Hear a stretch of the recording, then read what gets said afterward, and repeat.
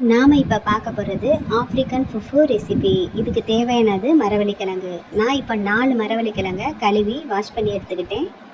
இதை 2 கட் பண்ணி எடுத்துக்கோங்க. இதோட தோலை சீவி எடுத்துக்கோங்க.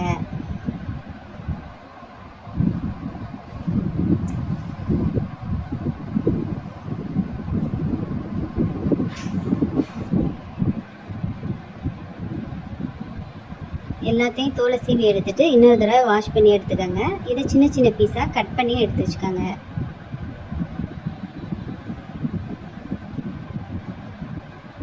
கட் பண்ண பீஸை இப்போ ஒரு மிக்ஸி ஜாரில் கொஞ்சம் தண்ணி சேர்த்து நல்லா ஃபைன் பேஸ்ட்டாக அரைச்சி எடுத்துக்கோங்க.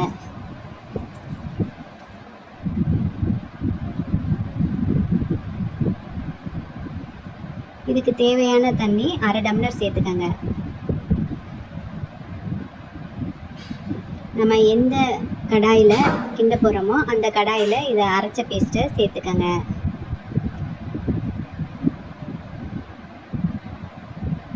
இப்போ அடுப்பு பற்ற வச்சு கடாயை தூக்கி வச்சு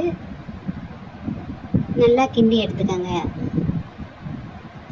கைவிடாமல் கிளறுங்க. அடுப்பை லோ ஃப்ளேமில் வச்சுக்கோங்க. அடி பிடிக்க விட்றாமல் கிண்டிக்கிட்டே இருங்க. 1/2 டீஸ்பூன் உப்பு சேர்த்துக்கோங்க. கைவிடாமல் கிளறிக்கிட்டே இருங்க.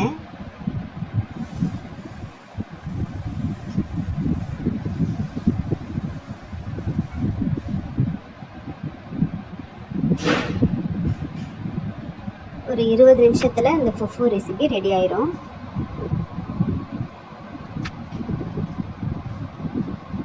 இப்போது ஃபுஃபு ரெடி ஆயிடுச்சு. இதை சிக்கன் கிரேவி மட்டன் கிரேவி வச்சு சாப்பிட்லாம்.